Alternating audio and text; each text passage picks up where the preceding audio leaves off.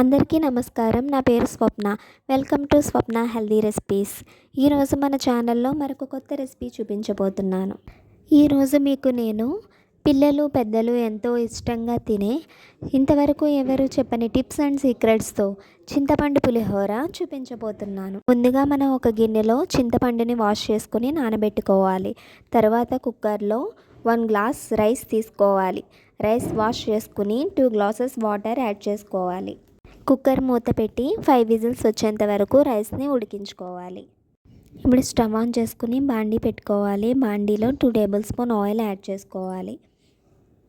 Oil heat అయిన తర్వాత వేరుశెనగ గుళ్ళు వేసుకుని వేయించుకోవాలి.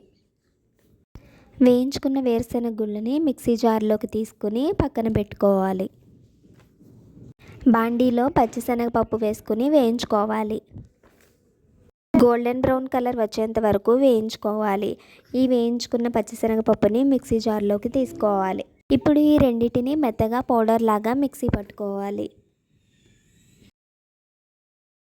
ఈ విధంగా మిక్సీ పట్టుకుంటే సరిపోతుంది. పచ్చిమిర్చి కొత్తిమీర తీసుకోవాలి. ఇప్పుడు మనం బాండీలో 2 table spoon oil, 1 table spoon నెయ్యి యాడ్ చేసుకోవాలి.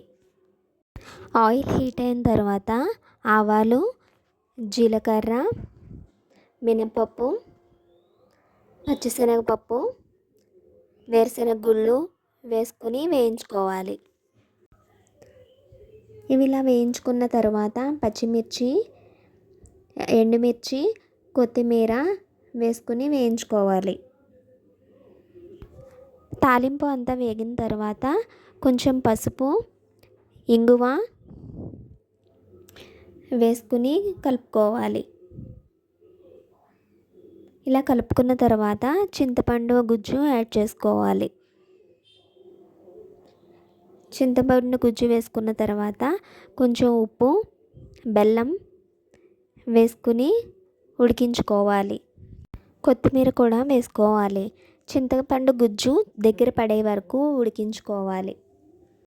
ఈ విధంగా బబుల్స్లా వచ్చి నూనె పైకి తేలేంత వరకు ఉడికించుకోవాలి. ఇప్పుడు స్టవ్ ఆఫ్ చేసుకుని పక్కన పెట్టుకోవాలి. మనం ముందుగా ఉడికించుకున్న రైస్ని ఒక బేషన్లోకి తీసుకొని చల్లారనివ్వాలి. ఇప్పుడు 2 టేబుల్ స్పూన్ ఆయిల్ యాడ్ చేసుకోవాలి. ఆయిల్ వేయడం వల్ల రైస్ పొడిగా వస్తుంది. మనం ముందుగా మిక్సీ పట్టుకున్న వేరుశెనగ గుళ్ళు, పచ్చిశనగపప్పు పొడిని ఇందులో కలుపుకోవాలి.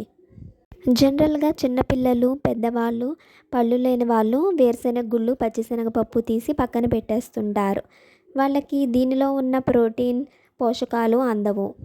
అలాంటప్పుడు మనం ఏం చేయాలంటే పచ్చిశనగపప్పు, వేరుశెనగ గుళ్ళు వేయించుకుని పొడిలా చేసుకుని ఈ పులిహోరలో కలుపుకుంటే వాళ్ళు కూడా ఇష్టంగా తింటారు. పచ్చిశనగపప్పు, వేరుశెనగ గుళ్ళు పక్కన పెట్టేసిన ఆ పొడి వల్ల అందులో ఉన్న పోషకాలు వాళ్ళకి అందుతాయి. అంతేకాకుండా పులిహోర కూడా చాలా కమ్మగా టేస్ట్గా ఉంటుంది. చింతపండు గుజ్జు కూడా యాడ్ చేసి పులిహోర అంతా కలుపుకున్నాము. మీరు కూడా ఈ పులిహోర ట్రై చేసి టేస్ట్ ఎలా ఉందో కామెంట్ చేయండి. మీకు ఈ వీడియో నచ్చినట్లయితే లైక్ చేయండి, షేర్ చేయండి అండ్ సబ్స్క్రైబ్ చేయండి. Thank you for watching.